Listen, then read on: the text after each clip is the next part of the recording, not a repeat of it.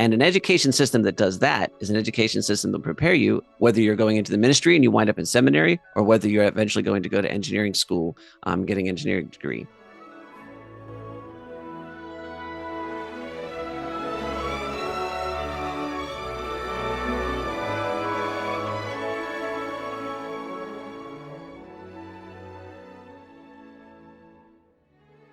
Hello, and welcome to the Arts of Language podcast with Andrew Pudewa, founder of the Institute for Excellence in Writing, or as many like to say, IEW.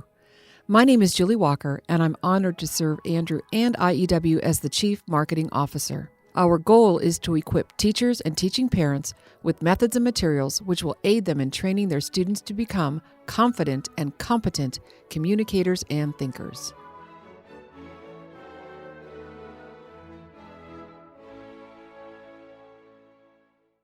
Andrew Pudewa, convention season is upon us. Oh, man. It came quickly, and it's going to be a tight, fast-moving 6 months here. Not 6 months, but 4.5. Well, you're months. speaking, the last count I had was 13 conferences this year. Yeah, why did you let me do that? Well, we have our favorites, and we like to and send it's you hard out. for me to say no. No, it's true. It's true. But I love that this year you kind of do this every year, but you've come up with a couple new talks that I thought it would be fun for us to at least touch on. And that's the one that you're doing for some of the great homeschool conventions called Hacking High School. Rethinking the teenage years. Oh, it's got a subtitle. I like it. Well, as you know, I originally wanted to call it Just Don't Do High School, No, but not you okay. thought, no, that won't fly. So, but yes, and I've been collecting up and preparing and information, and I think it'll be a very helpful talk because there are so many different options than what people would traditionally think of in terms of what do you do for high school, which is a big question you get at a homeschool convention. It is very true. And I know that you recently attended a conference and were a speaker for Unbound. Unbound, man, it was so good. Yeah. I went there with very little idea of what I was going to encounter, and I came away in love. I mean, honestly, it was one of the best couple days that I have ever had anywhere, at least in terms of interacting with young people. Right. And so you had suggested at that time when you floated into my office after this conference, we should get the guy who's in charge of Unbound on our podcast. And we have him today. Mr. Mr. Jonathan Brush, welcome to the Arts of Language podcast. Well, thank you so much for having me. I'm absolutely delighted to be here. So just a tiny little bit of history. I am not sure. You probably remember better than I do the first time we met. Long time ago, I had some people I knew. They had a little company called College Plus. You got involved with that. And then I know we had a couple exchanges, and then finally you convinced me that I could come and attend one of your Unbound events. And I'd love to talk about my experience there, but give us the thumbnail sketch of what you were doing and what you're doing now. Yeah, well, I laughed earlier when you said that you have a hard time saying no. And I was thinking I benefited from that in an extreme way because I was able to ask and then you had a hard time saying no. And so I was really excited about that. Yeah, I think we met a long, long time ago at Cincinnati Airport, really briefly. And I would be surprised if you remember that. And then more recently, I've crossed paths at a few conferences. And one of the things that struck me is that you would say things and I'd be like, I have students doing that. Like we're doing that right now. And then you would say things and I would think, I have students who ought to be doing that. We should be doing that next. And so it just seemed like there were too many overlaps to ignore. But so the really brief sketch of Unbound is that we were originally a company called College Plus, went through some changes and then through a whole series of really interesting things. And I really define them as miracles. And somewhat to my own shock and surprise, I wound up in charge of Unbound in July of 2020. And at that point, we did a little bit of shifting around in terms of how we run the program and what we do. And then the rest, Andrew, has been certainly a lot of hard work, but it has been a series of blessings and just some really exciting things we got to really think about and sort of reimagine how we did education, both at the high school level, at the college level. And we run what we now call a project-based higher education program. And that has been one of the biggest joys and most exciting things I've ever done in my life. And I get to work with some really, really interesting people and some fantastic students and get to do things in a really different kind of way that has proven to be quite successful. And so that's kind of the quick sketch of what College Plus was and where we are now with Unbound. Well, I remember when I was there meeting a number of your staff or team or volunteers or all the above, thinking, wow, this is the most extraordinary collection of people. He must do his business kind of like we do, which is wait for God to send all the right people so that we get the best possible team. That is so true. I just every day, Andrew, I kind of pinch myself and go, I don't understand why these people are working for me. I know I'm not paying them what they're worth, and the amount of work that they're putting in is absolutely breathtaking. Well, it's about vision. So College Plus, when it started, was kind of this way to get a college degree in a shorter period of time for a lot less money. Came out of a book called Accelerated Distance Learning by Brad Voller, which I sold for a while. And this was kind of before the whole dual enrollment, concurrent enrollment thing was well known as an option among the general homeschool, high school community. But when you took over, you changed things, you added so much value, and now the organization has really this unique position in options for high school students. I know when I was there, I think I met some kids as young as 16, maybe 15, and then, well into their 20s. It was kind of hard for me to tell who was how old. But the whole idea of the project-based, give us a little unpacking of what that means and how you came to view that as being an important part of a higher education environment or opportunity. Yeah, absolutely. And certainly a tip of the hat to Brad Voller, Ryan Umani, and Woody Robertson. Those are the guys that started College Plus. They really were the kind of the founders and original people that hacked college. And there was a direct line between their ideas and their innovations and what we're able to do now. But here's something that became apparent. So, Andrew, my background was I was homeschooled. I'm a homeschool graduate. I then had traditional education. I went to a 4-year college and graduated from there. Then I went to work for that college. In a fit of institutional insanity, they very early made me a director of admissions. And I spent about 12 years doing that in traditional higher education, then left to go work for College Plus, and then ended up doing kind of non-traditional higher education. And in the process, I watched some things change, I thought pretty dramatically, but got kind of excited about sharing this with people because I think a lot of people haven't quite noticed this. And what has changed is that we know intuitively, we know that technology has changed things. But the way I often describe it is I say, we have moved from a primarily answers-based paradigm to a questions-based paradigm. And now I'm always careful to state when I'm talking about this, I'm talking very much in a post-high school or high school type of situation, right? So I'm assuming and hoping and praying that a student has a really solid education background that I think looks quite traditional and classical in many ways. So I'm a big proponent of those things. But then what was happening is people were going to college or even trying to hack college under this pretense or this idea that what they really needed was a lot of information in their head, because that's what education's always been about. And that makes sense, right? Because if you go back to when I was in high school, to get new information, I had to drive to the library, pull a card catalog, look at the card, find the book, read the book, memorize it, or take good notes on it. And if I forgot, I'd have to repeat that entire process. And of course, we live in a very different paradigm today, in a very different world where we have access to, instant access to information. And so what we were observing was that we live in a questions-based paradigm where having enough context, this is where your classical or really robust elementary and secondary education comes in. Having enough context is important, but then the important skill becomes, how do you ask the right questions?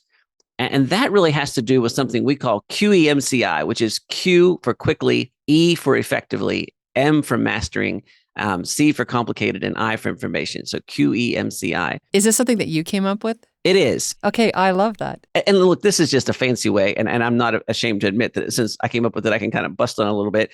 This is sort of a fancy way of saying the key academic skill today is learning how to learn. Because no matter what you do, technology is likely going to come in and obliterate whatever it is that you're doing. So technology disrupts. Disruptions cause problems. Problems need to be solved. And those problems that need to be solved are often fairly new problems. And the senior people in whatever organization you're in very likely haven't seen this before. And so therefore, it's imperative that you are able to quickly, meaning that you do it faster than everybody else, effectively, meaning you do it so it works, master, you have to be better than everybody else, complicated, because simple is easy, information. And so the really critical piece here is how quickly can you learn? And then how could you apply what you've learned to what's actually going on? And that's where we made the shift, Andrew, from, this isn't about hacking college. This is about helping students develop skills that actually work in the world that they're living in.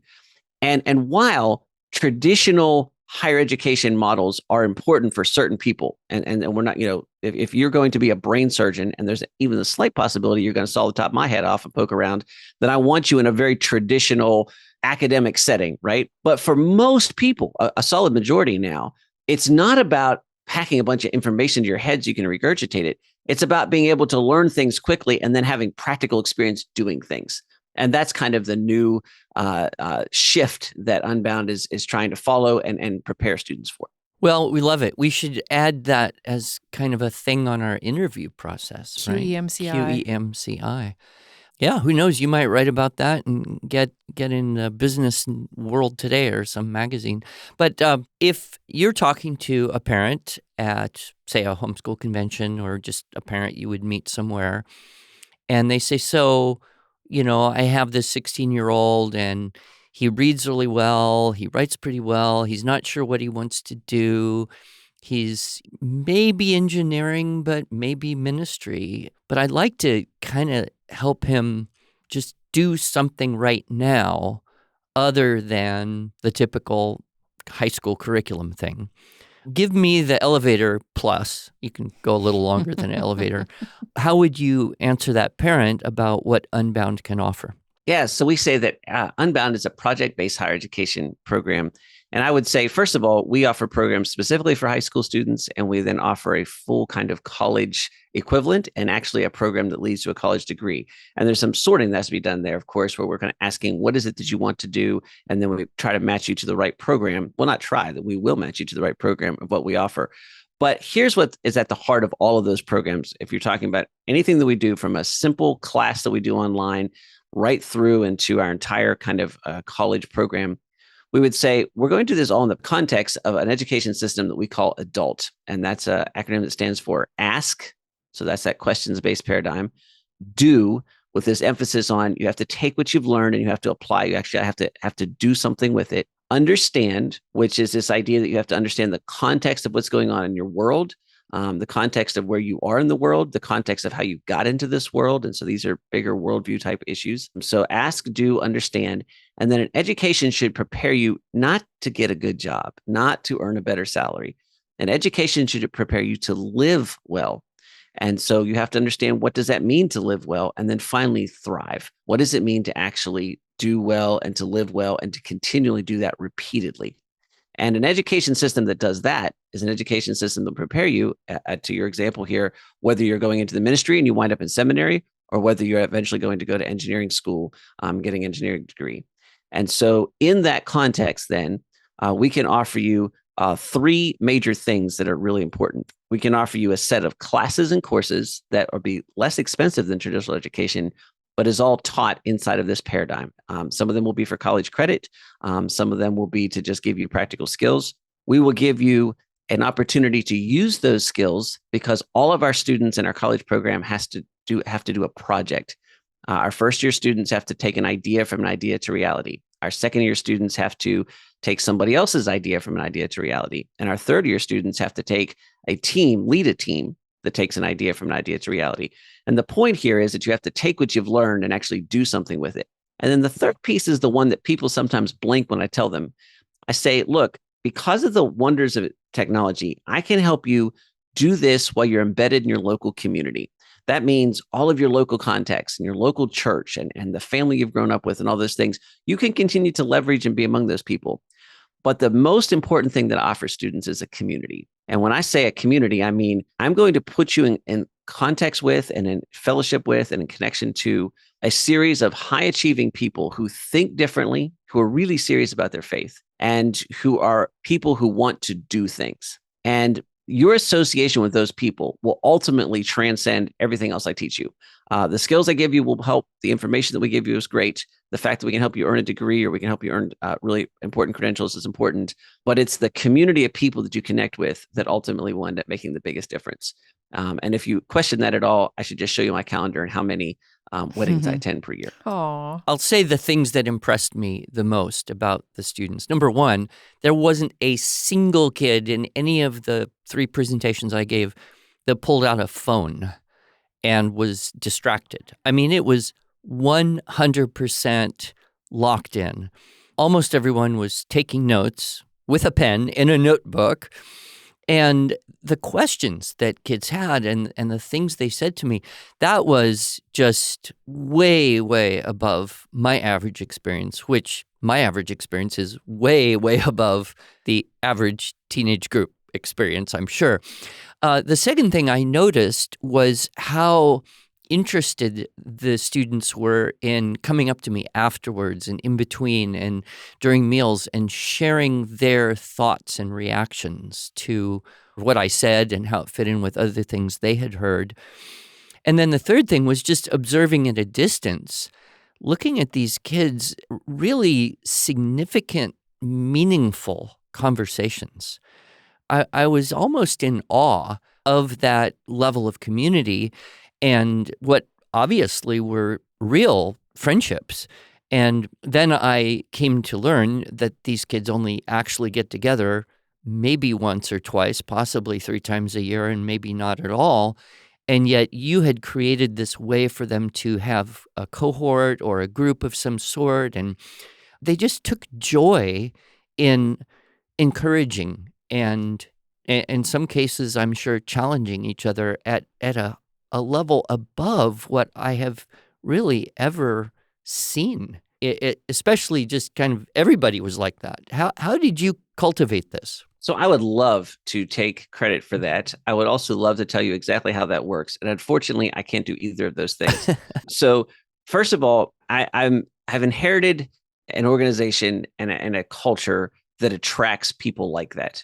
And so that's an important thing. And of course, we have some work to do to maintain that and to work on that attraction. But I will just admit straight up to you that we attract exceptional students. And so in many ways, when people say, how did you do that? I say, well, we actually are getting people who benefited from really fantastic parenting. And I don't mean to say that every student that I have has fantastic parents or perfect family life or anything like that, but we certainly have a higher than average situation there. And so that is a big part of it.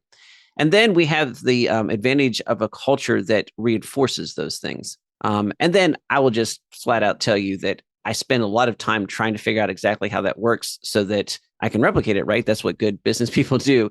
And Andrew, I find myself most of the time thinking that this is perhaps a measure of faith that I pray and thank God for having sent these students and then pray for him to do it again. And he continues to answer that prayer in some really unique ways. But it's, yes, absolutely, 100% everything you say. But Jonathan, I know that just what you were describing, these projects that you're having these kids follow through and do and leading a team, I mean, you are encouraging a culture of teamwork, of working together. And I'm sure that they just crave getting together and want to be together and be friends. Well, I'll tell you that there are a few unique pieces of our culture that we really point to and say, when people come in, they say that's different. And we say that's on purpose. And so, yes, to your point, first of all, we have high expectations for our students and we're unapologetic about doing that. So my biggest job is to cast vision. And I say, here's some places I think we need to go. Here's some ways that we have to go there together. And then we try to push a lot of responsibility down. So, for example, we have a national conference that we hold in Michigan every year. We will have several hundred of our students and more of our alumni attend that event. And that is entirely planned by our students' leaders. And when I say entirely, I mean, I signed the contract for the camp that we rent. It's a Young Life property up there. And then literally the students build the website, do the marketing campaign, sign the speaker contracts, find the speakers, build the schedule, run the budgets, hire the shuttles, coordinate the travel. They literally do everything else. And this is something we've done since 2014. So it's a long-standing tradition there. And so what we do is we constantly tell our students a couple of things. We say, we have expectations that you treat everybody as made in the image of God, the Imago Dei, that you live and practice coram Deo, living in the presence of God. These are our kind of theological framework and foundation. Then we tell them, we expect you to be adults. We expect you to act like adults. And we then assume that you will figure out how to do that. And so we have we always have 3 rules that have to do with each event. And then rule 4 is don't be stupid. And we actually expand that. We say, act like an adult and don't be stupid. And then we say, acting like adult means treating each other with respect and all those things. And if you have questions about what is stupid and what isn't, come talk to us. And then ultimately, if there's a disagreement, we win. So that there is some framework here, right? And so we have this idea that you have this responsibility. And then the final thing is, and I think this is a big part, I deliberately design our student teams, and those are the teams every student is in, as well as our student leadership groups, with conflict in mind. And that is, I deliberately put people together that I think won't get along initially in terms of their ideas, and they'll come from different perspectives. And I don't mean I'm trying to create battles. I mean that I think that the way you create culture is through how you resolve conflict. And so we put pressure on our students through these projects that they have to do, through these live events and the intensity of these live events that we have, that's going to create some conflict. And then they have to work through that. And if you do that successfully, the culture that comes out of that is a very binding sort of culture. And you can see this in any kind of high stress environment like military organizations or anything like that. Now, I'm not putting people at physical danger, but we deliberately put people in sort of stressed situations, and then they have to figure out how to work through those together. And when they do, if they do it properly, and by God's grace, we've done it properly much more than anything else, the end result of that is people that are really, really connected to each other at a high level, and they share a lot of culture that way, if that makes sense. That is such a phenomenally good preparation for the real world, where you will get in a situation and it will be hard to deal with some of the people, whether it's school or business or some vocation, the military, whatever. Well, I have to ask a question because he mentions conflict, and I have to ask, Jonathan, do you have your students read through Patrick Lencioni's book, The 5 Dysfunctions of a Team? Because one of those dysfunctions is fear of conflict. And I think that is so common today. We don't want to confront people, whether we think it's for their good or not. I think that is such a valuable skill, not to be afraid to bring up things, knowing that you trust each other. I have read that book, and we have not asked our students to. It's one of those, when you suggested, I'm thinking, I'm not sure why we haven't asked our students to do that. It's a good book. It's a great book. We should. They may be busy doing a lot of other things, but yeah. One of the things that I find is that we do have students who are really scared of conflict, and that comes from a whole variety of cultural backgrounds. And so some of it is just when they first see it, you see them kind of recoil and worry, and then we press through. And I'll use an example. Our National Student Cabinet plans the national event I talked about. And we deliberately, we agonize for hours over picking the team members for that, who will work hard on that program, but who will not all see things the same. And I simply tell them, and we try to do this in every situation, I say, if you are not to the point that you care enough about this outcome to disagree about it, then I do not believe you care enough about this outcome to really want it. But once you disagree about it, then I'm going to guarantee you that if you will treat each other as made in the image of God, and you remember that you live in the presence of God, then that will give you the context and the ability to see through to this, to the other side, where I guarantee you will find something that doesn't look exactly like you thought, but that gives you a better option, a better solution, and works better than anything you could have imagined before. And then our job is to constantly create those situations and those opportunities, and walk and coach and guide our students through that. Not solve it for them, but to give them the tools they need to then get to the other side. And once you get to the other side and you see the results of that, it's pretty addictive. Okay, let's get just a little bit practical. Let's say that although my children are all grown, I wish, but let's say I have a 16-year-old who is a good student and is ready to just grow up and start life. And I say, hey, you're going to do this Unbound. Take a good look at it. The student says, okay, whatever. And they start. What does that first year look like for your kind of typical 16 or so year old kid? Well, first of all, I just think you must be reading our mail. That is almost that's probably the vast majority of students. That's how they find themselves in Unbound, is the process you just described there. But so here's how this would work. You would be assigned, first of all, we'd hope that we'd have some conversations with you so you know what you're getting into. And then secondly, we would assign you to what we call an Ascend team. And this would be, you would have an Ascend team leader.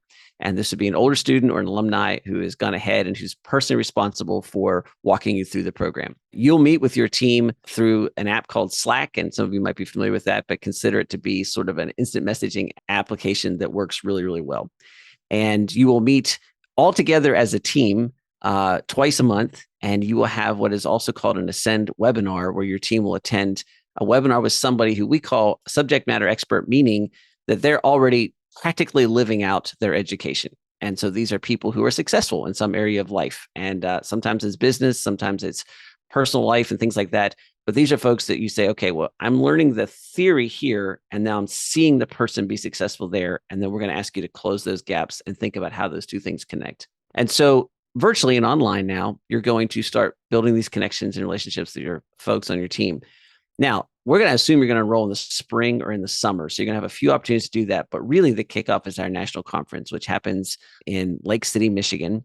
So in Michigan, you're going to have an intense live experience where you're going to meet the folks in your team, and you're going to be working with them on a bunch of different things, and you're going to actually see people, and it becomes real.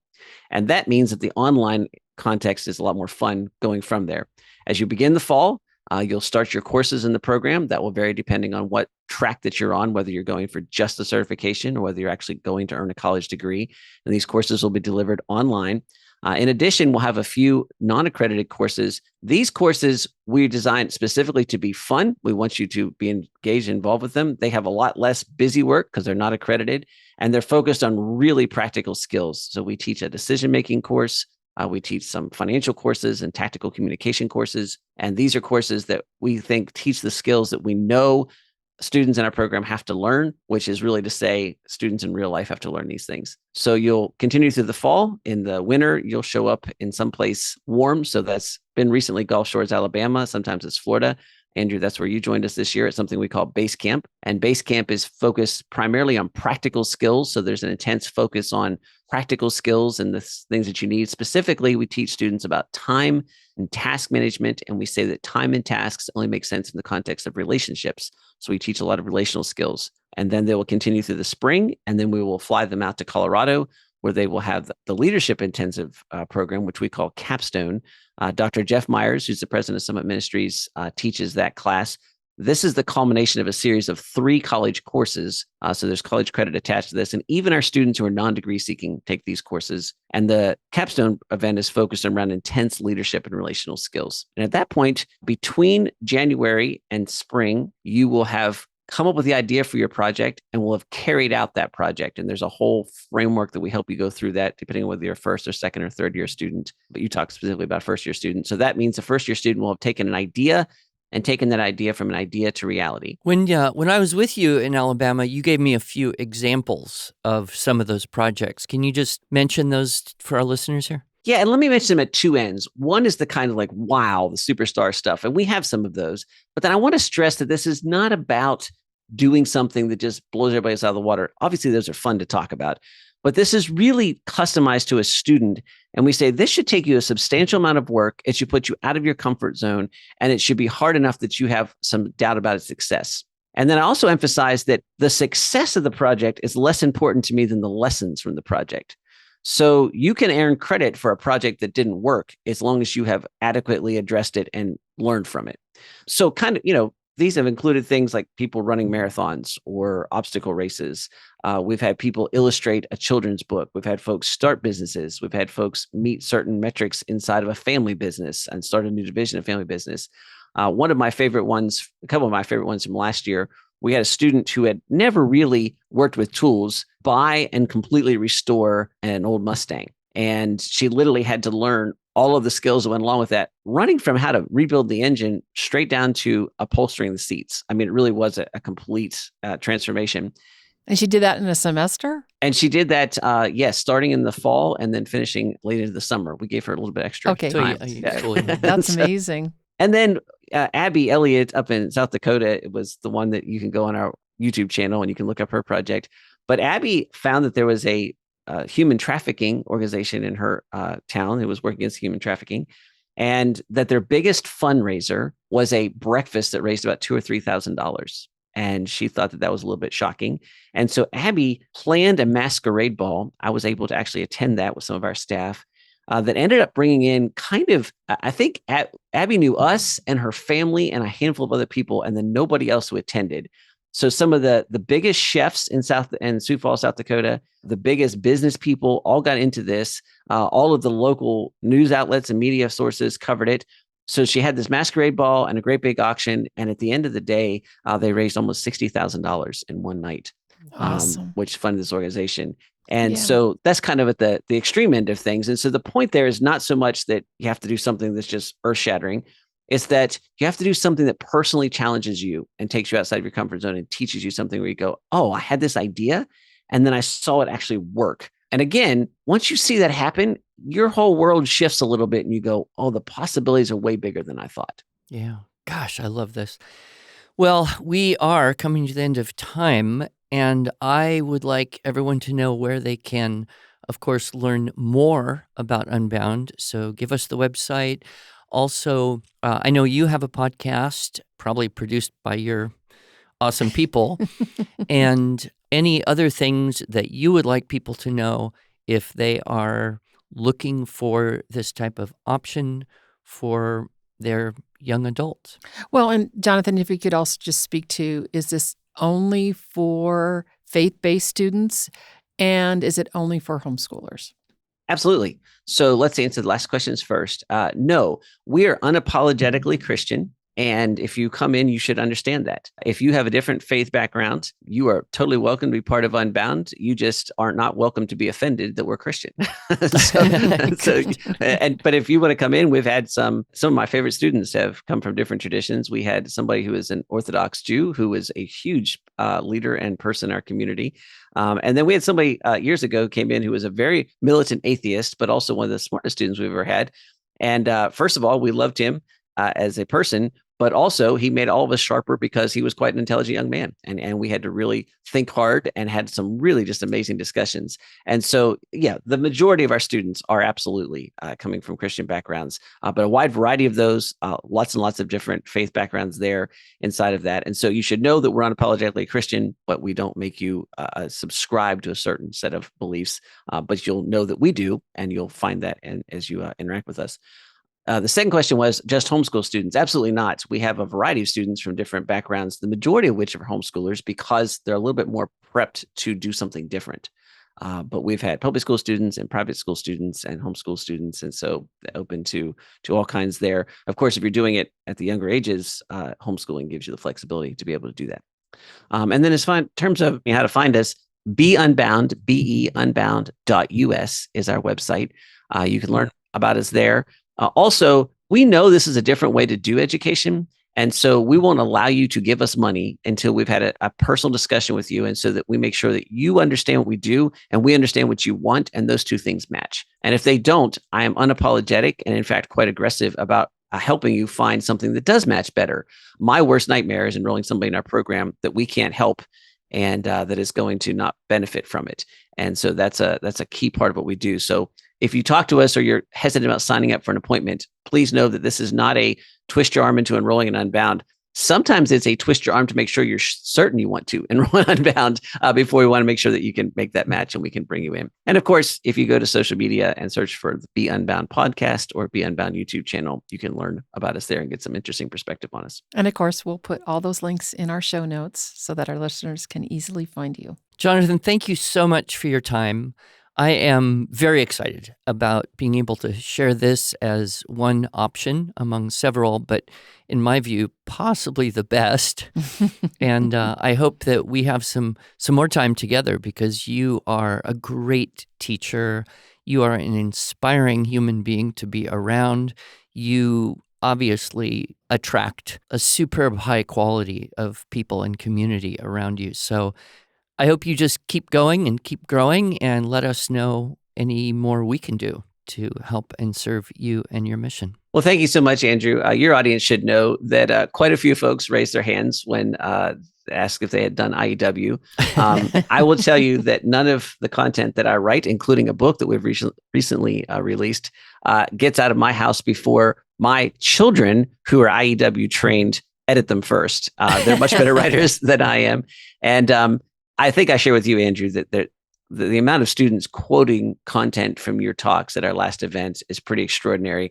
And some of those students live in my house. 3 of my children were actually at the event. And just last night, we were talking about content that you delivered at the event. And so we've been really blessed by IEW writ large, and then Andrew, by you specifically, and particularly in this last event. So lots of blessings you've already showered us with. And we thank you for the opportunity to be here and to have this interaction with y'all as well. Well, thanks so much. God bless you.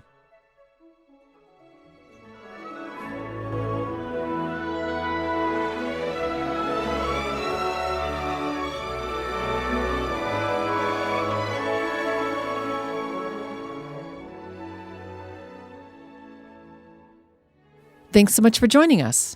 If you enjoyed this episode and want to hear more, please subscribe to our podcast in iTunes, Google Podcasts, Stitcher, or Spotify, or just visit us each week at iew.com/podcasts. Here you can also find show notes and relevant links from today's broadcast. One last thing, would you mind going to iTunes to rate and review our podcast? This really helps other smart, caring listeners like you find us. Thanks so much.